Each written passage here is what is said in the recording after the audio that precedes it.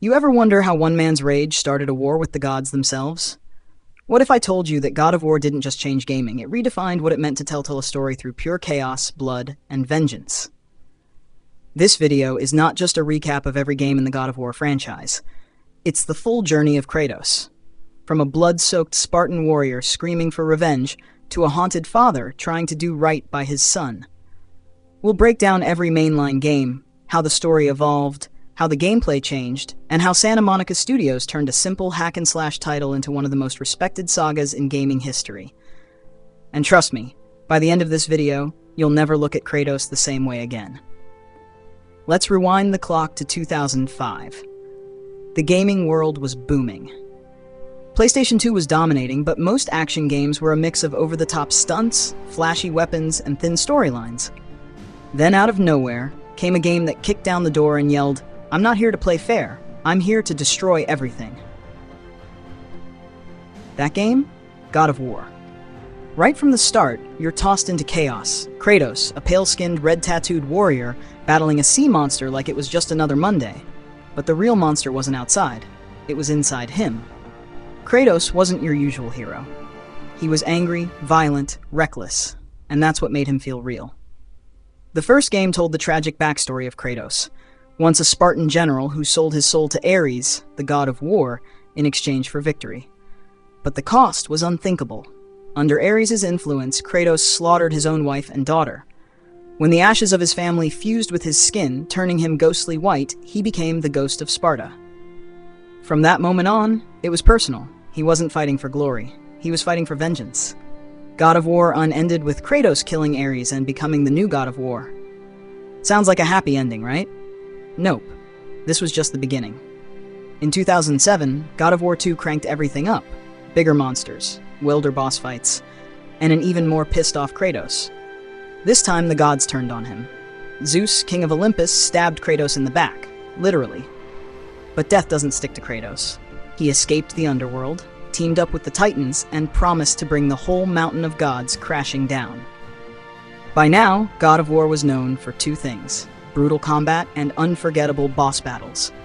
Remember ripping off the head of Medusa? Or battling the Colossus of Rhodes? This game made you feel powerful, like you were controlling a storm. Then came God of War 3 in 2010, the grand finale of the original trilogy. And boy, was it explosive. The game opened with Kratos climbing Mount Olympus on the back of a giant titan. It was pure madness, the kind of over-the-top, jaw-dropping action that had never been done on a console before. And the game never let up. One by one, Kratos took down the entire Greek pantheon. Poseidon, Hades, Helios, Hermes, Hera, even Zeus himself. It was violent, but it was also poetic in a twisted way. Kratos was a man consumed by vengeance, and by the end, when the world was crumbling, he realized something. Revenge doesn't bring peace. His final act was surprising. He tried to take his own life to give hope back to the world. It was quiet, sad, almost peaceful. But let's be real, this is Kratos we're talking about. He doesn't die that easily. After a few spin-offs like Chains of Olympus and Ghost of Sparta, we didn't hear from Kratos for years. And honestly, many thought the franchise was done. His story was complete. The gods were dead. The world was destroyed. What else was there to say? And that was the problem. How do you bring back a character who literally killed every god and blew up the world? Santa Monica Studios had a choice to make. Either go bigger, crazier, or go deeper.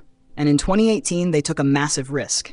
They reinvented everything. The new God of War wasn't a sequel. It was a rebirth. Gone were the fixed camera angles and button-mashing combos. This time, the camera was close, tight on Kratos' shoulder, almost like you were right there with him. The chaos was still there, but now, there was weight. Kratos was older, wiser, and quieter. But here's the kicker. He had a son, Atreus. From the very first minute, you could feel it. This wasn't just a game about killing gods anymore. It was about fatherhood, regret, trying to be better. Kratos didn't yell as much. He didn't lash out. He struggled with his past, with his son, with how to be a father when all he's ever known is war. And the story? Beautiful. The goal was simple. Take his wife's ashes to the highest peak in the realms. But the journey was anything but. They faced gods from Norse mythology, Baldur, Freya, Magni, Modi, each with their own scars and secrets. And slowly, we saw something happen to Kratos. He softened. Not in strength, but in spirit. He taught, he listened, and sometimes he even laughed. This was a Kratos we'd never seen before. A Kratos trying to heal. The 2018 game was a masterpiece. Critics loved it, fans adored it, and it won Game of the Year. Not because it was flashy or violent, though it still was, but because it was honest, raw, human. But that was only half the story. In 2022, God of War Ragnarok picked up where the last game left off. Atreus was older, bolder, and more curious than ever. He wanted to understand who he really was, not just as Kratos' son, but as Loki, the trickster god. The tension was back. But this time it wasn't about gods fighting, it was about father and son drifting apart. Kratos wanted to protect Atreus. Atreus wanted freedom. Sound familiar? It's the story of every parent and every child growing up. And amidst that emotional chaos, Ragnarok was coming. The end of the Norse world. We got epic fights with Thor, emotional confrontations with Freya, and a final heartbreaking battle with Odin. But the real climax wasn't about who won. It was about Kratos letting go, letting his son become who he was meant to be, and realizing he wasn't the monster he used to be. He could change. He did change. By the end of Ragnarok, Kratos didn't just survive. He was honored. A mural showed a future where he was worshipped, not feared. For once, he wasn't the destroyer. He was a builder, a father, a guide. That's the real story of God of War. Not just the blood or the gods or the insane boss fights, but the transformation of one man, from rage to redemption, from Ghost of Sparta to Dad of Boy. So where does Kratos go from here? That's the big question. The Greek gods are gone. The Norse saga is done. Will he step into another mythology? Egyptian, Japanese, who knows? Or will he finally get the peace he's been chasing for decades? Only time will tell. But one thing's for sure. When Kratos shows up, the gods should start running.